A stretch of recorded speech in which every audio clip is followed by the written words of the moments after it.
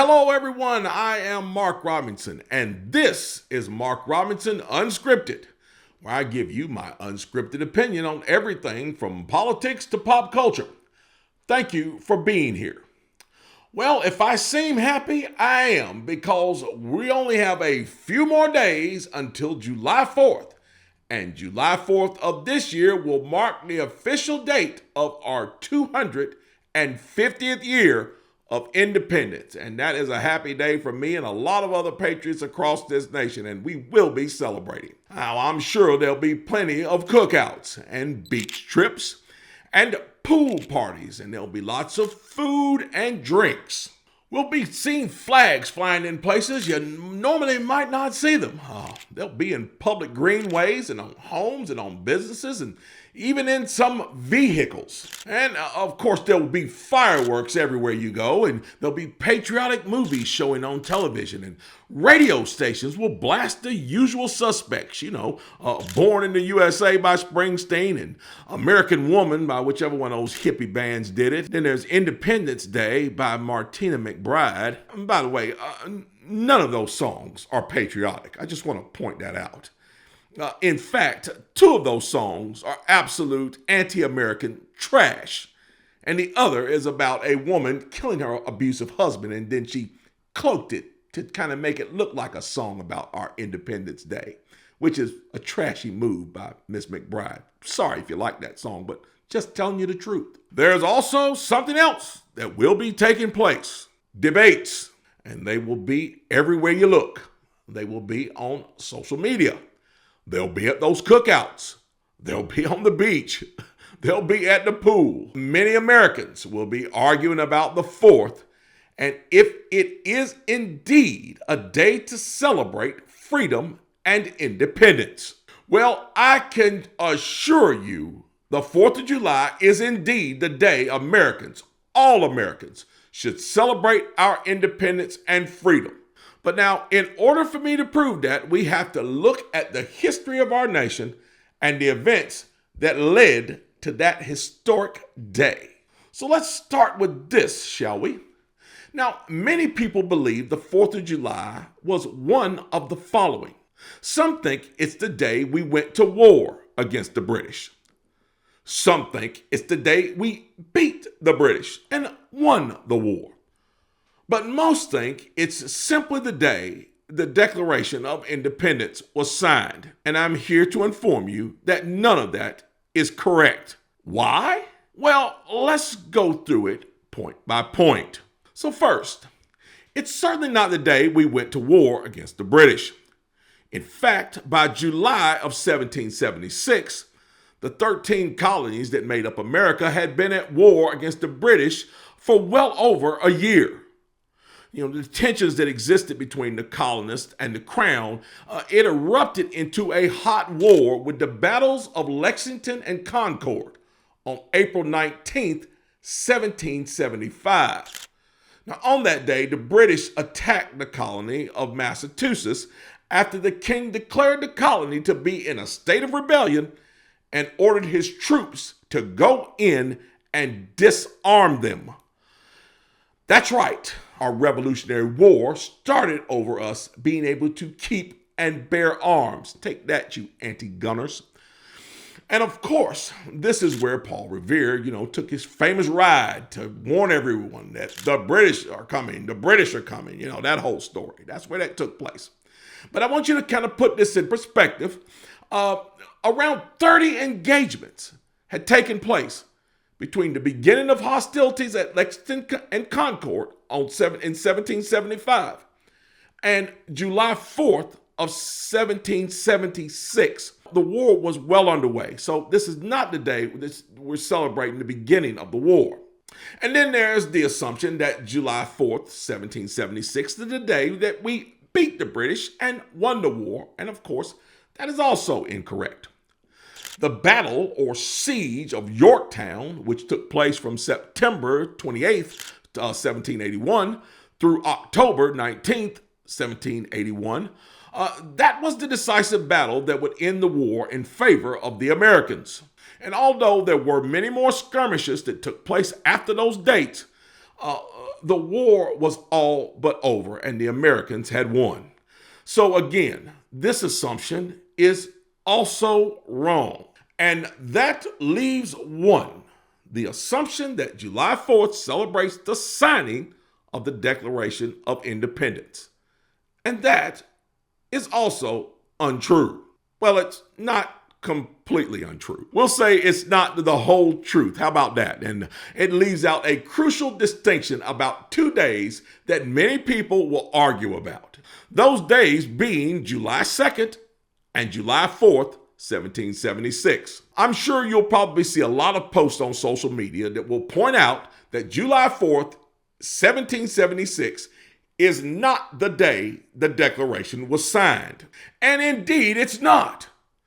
Thomas Jefferson, the main crafter of the Declaration, he did the work on the Declaration between June 11th and June 28th of 1776. The document listed the grievances of the Americans and espoused their natural rights and liberties. And on June 2nd, 1776, the work was largely done, and indeed, the Declaration was signed by some members of the delegation there in Philadelphia. But debate still raged over its approval by the body elect. And this is an important point because finally, on July 4th, 1776, the final draft of the Declaration was submitted for approval by the Second Continental Congress, and they officially did so on that date. They ratified the Declaration on July 4th, and our independence was official. So now, why is that so important? It's important because the hallmark of America is a representative government. It's one of the reasons why the war started to begin with and hostilities started against the crown. The thing of taxation without representation, and for people to have proper representation inside of their government, and to pass laws only when it is approved by bodies elect. Now, in this case, that body elect was the Second Continental Congress. Without their approval / ratification, the Declaration would be just another piece of paper with a few names affixed at the bottom. In short, in celebrating of July 4th, 1776 as our Independence Day, we are not only celebrating our independence, we're also celebrating the standard of representative government our founders created for us. That is a huge part of this story that often gets left out, but should be remembered. Not just for clarity on our history, but to remember and honor the wisdom of our founders. So in the shadow of the Juneteenth national holiday that is mired in confusion because it purports to be something it's not, comes the July 4th national holiday that truly represents what it stands for, but is misunderstood by those who don't know or have forgotten its true meaning. I say true meaning because many will still deny the 4th because they say, well, blacks and slaves and Native Americans were being oppressed back in those days. But there's a big difference that we need to remember here between the difference between independence of a nation and freedom for all. We need to remember this also, that the same nation that declared independence on 4th of July and fought the British to keep it would be the same nation that would fight the Confederacy to end slavery. And to this day does everything in its power to ensure liberty and justice for all. We don't celebrate a perfect nation's independence on July 4th.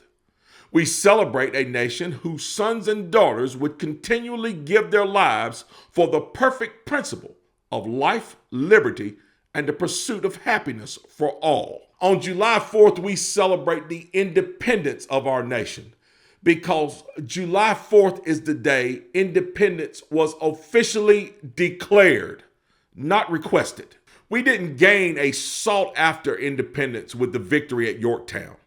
We kept our declared independence of July 4th, 1776. And that, my friends, is why we should all celebrate the 4th of July. Now, with All this talk of the nation that I love so much and other patriots love so much, I kind of found myself waxing poetically. And in doing so, I found myself thinking about something. Our revolution actually didn't start at Lexington and Concord, or even at the Boston Massacre or the Boston Tea Party. It started in a tavern, and in a kitchen, and in a blacksmith shop, and on a street corner, and in church. Conversations and debates about the cause of liberty, the call for independence, and the struggle for freedom. Once that struggle started, it went through Lexington and Concord, Bunker Hill, Valley Forge, and then victory at Yorktown. In the ensuing part of this 2.5 century love affair of liberty, this nation and its people have sacrificed on the altar of freedom for the preservation of the same time and time again. As a new nation, we did it at Fort McHenry and New Orleans. As a nation divided, we did it at Fredericksburg and Gettysburg. As a burgeoning power, we did it at Havana Harbor and San Juan Hill. On our first time on the world stage, we did it at Argonne and Belleau Wood. And as the world burned, we did it at Pearl Harbor and Iwo Jima and Normandy. Against the Iron Curtain, we did it at Pork Chop Hill and the Chosin Reservoir in Korea. And then again at Hamburger Hill and Khe Sanh in Vietnam. And against the forces of terror and tyranny, we did it in the desert sands of Saudi Arabia and the dangers of Iraq and Afghanistan. The struggle to keep freedom alive for future generations has continued. Freedom in this nation has survived all those conflicts around the globe, and is likewise survived through conflicts here at home to bring freedom and equality to all. And it survived the political battles and turmoil that shape our history and determine our destiny. 250 years.